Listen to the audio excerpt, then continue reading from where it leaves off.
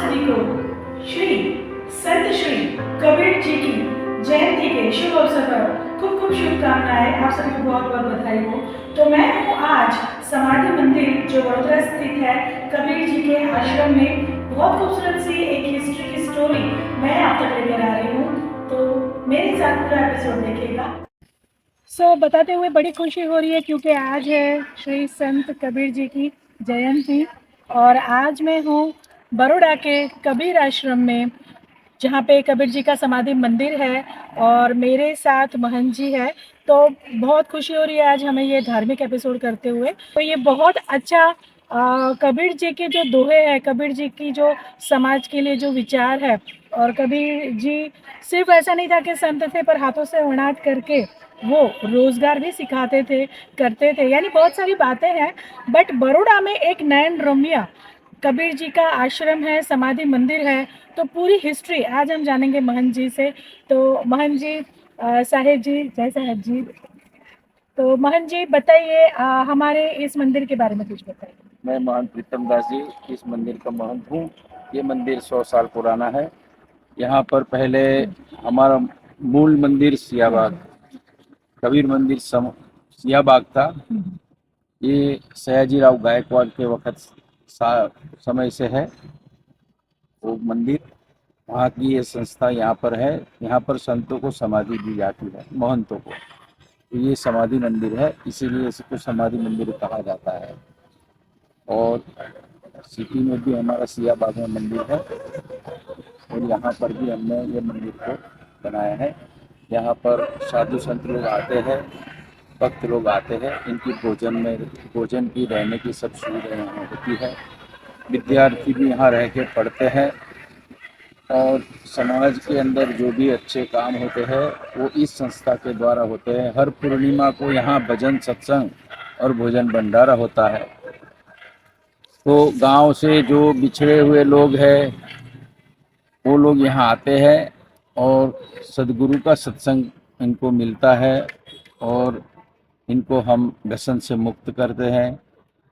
और हम ज़्यादातर इस संस्था के माध्यम से हम लोग गांव-गांव घूमते हैं और गांव में जो बिछड़े हुए लोग हैं, जहाँ पर लोग नहीं जाते हैं, क्योंकि सही में इनको जीवन में अपनाना जरूरी है। तो जैसे महंत श्री प्रीतम जी ने बताया कि सामाजिक जो व्यसन है उन्हें नाबूद करने का ये संत कबीर श्री का ट्रस्ट है, वो काम करता है। तो आपने जैसे कि गार्डन में बताया कि एक सामाजिक दोहा जो हमारे संत श्री कबीर जी ने लिखा था, वो क्या था, और कुछ और दोहे भी हो जाए। हाँ, दोहा ऐसा था कि जो भक्ति करनी है तो उसके लिए किसी आडंबर की ज़रूरत नहीं है। ज़्यादातर लोग भक्ति कैसे करते हैं ये संसार, तो कहते कामी क्रोधी लालची इनसे भक्ति न होय, भक्ति करे कोई सूरमा जाति वरण कुल कोय। भक्ति करने के लिए कोई जाति की जरूरत नहीं है, कोई वर्ण की जरूरत नहीं है, जो भी हो वो भक्ति कर सकता है। तो सब भक्ति कर सकते हैं, इसके लिए सदगुरु कबीर साहब ने ये भक्ति का जो महिमा बताया है। समाज में बहुत बड़ी उन्होंने क्रांति की है। तो हर वर्ग में हम लोग जाते हैं। शहर में भी बड़े बड़े जो रईस लोग हैं इनके वहाँ भी हम लोग जाते हैं। छोटी छोटी झोपड़ी में भी हम जाते हैं गांव के, कि जहाँ कोई नहीं पहुँच पाता, सबको हम एक साथ समान ही बिठा के भोजन कराते हैं। और हमारे आश्रमों का एक विशेष महिमा है। हमारे कबीर पंथ के आश्रमों में एक विशेष हमारे सदगुरु ने एक संदेश छोड़ा है, क्योंकि बहुत प्रसिद्ध दोहा है कबीर साहब का कि कबीर कहे कमाल को दो बाता सीख ले, कर साहेब की बंदगी भूखे को अन्न दे।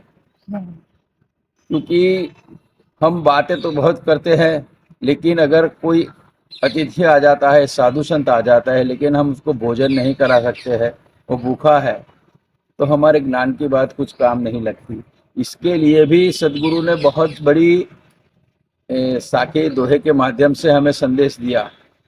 पोथी पढ़ पढ़ जग मुआ, पंडित भया न कोई, ढाई अक्षर प्रेम का पढ़े सो पंडित हो।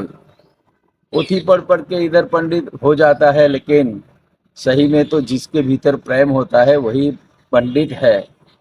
तो ऐसे ही दोहे के माध्यम से हमारे सदगुरु कबीर साहब ने इस समाज को बहुत बड़ा संदेश दिया है। साथ में सदगुरु कबीर साहब ने समाज में एकता का भी संदेश दिया है। कहा है कि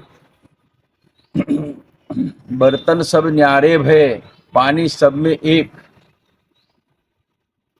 बर्तन अलग अलग हो सकते हैं, लेकिन अंदर पानी तो एक ही होता है। बर्तन के घाट अलग अलग हो सकते हैं, लेकिन अंदर जो तत्व है सबके भीतर छुपा हुआ है वो तो एक ही है। लेकिन हम मनुष्य है, मानव है, और हम जीवन में मानवता का गुण हमारे जीवन में होगा, तभी हमारे जीवन का कल्याण होगा, हमारे आत्मा का कल्याण होगा।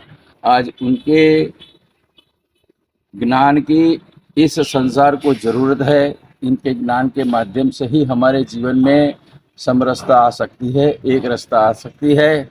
हम सब एक साथ मिलकर के भक्ति कर सकते हैं, चाहे किसी की भी भक्ति करें, लेकिन हमारे भीतर एकता का जब भाव होगा, भाई का भाव होगा, तो हमारे बीच ये वैर वैमनस्य कम हो जाएगा।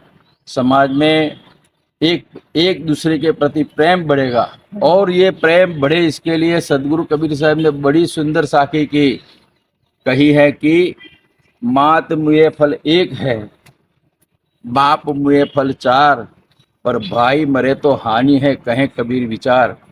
अब आप सोचेंगे कि इसमें कबीर साहब ने क्या बात कही है, तो ये है कि ममता रूपी हमारी माँ मर जाती है तो हमें एक फल मिलता है, मोह रूपी बाप मर जाता है तो हमें चार फल मिलता है, लेकिन प्रेम रूपी अगर भाई मर जाता है तो हमें नुकसान ही है, हानि ही है। ऐसा सुंदर संदेश सदगुरु ने हमें दिया है, और यही संदेश के माध्यम से सदगुरु कबीर साहब मानव मानव के बीच के अंतर को मिटा करके हम सबको एक करने का संदेश सदगुरु ने उस समय में दिया था, और आज भी इनकी साखी इतनी प्रासंगिक है कि हमारे जीवन में अगर हम उतारे तो हमारे जीवन का कल्याण हो सकता है, हमारे आत्मा का कल्याण हो सकता है। तो महन जी, मैं ये जानना चाहूँगी कि हमारे ये बहुत ही खूबसूरत कबीर मंदिर है, जो कि ये मांजलपुर गांव में आया हुआ है। तो इसमें इसका मतलब इसकी सत्यता क्या है, मतलब ओरिजिनलिटी क्या है इसका? इसकी ओरिजिनलिटी तो देखो, ये बहुत पुराना मंदिर है। यहाँ पे पहले हिमजा माता का मंदिर हुआ करता था, यहाँ तालाब हुआ करता था।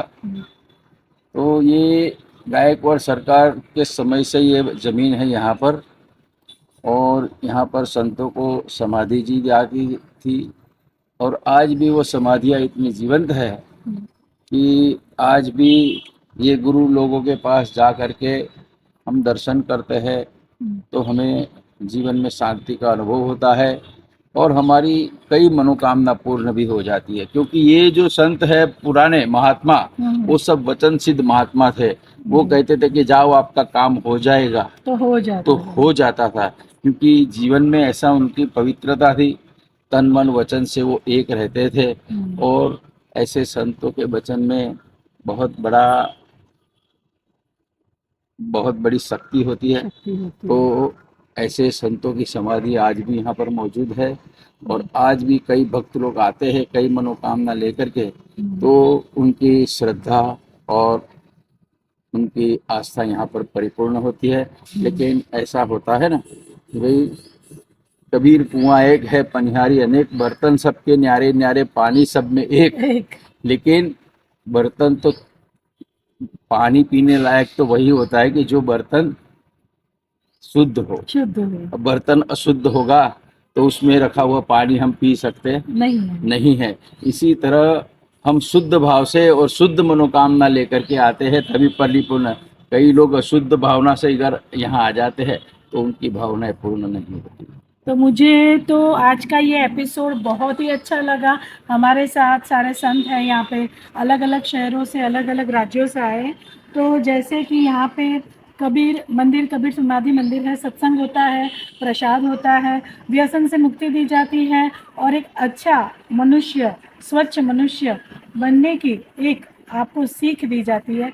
तो मोहन जी, आपने अपना समय दिया, इसके लिए बहुत बहुत धन्यवाद। तो आज का ये एपिसोड करके मुझे बहुत ही अच्छा लगा, और संत सारे जो आए हैं अलग अलग राज्यों से, अलग अलग शहरों से, तो सभी के साथ ये एपिसोड किया और ख़ास सीखने को मिला व्यसन मुक्ति, एक अच्छा इंसान बनने, एक समाज में आपके परिवार के लिए अच्छा इंसान बनने की सीख यहाँ से मिलती है। तो हम सब संत मोहन जी, हम सब मिलके साथ में बोलेंगे साहेब बंदगी, साहेब बंदगी, साहेब बंदगी। एंकर सोहनी, गपशप with anchor Sohni. Thank you.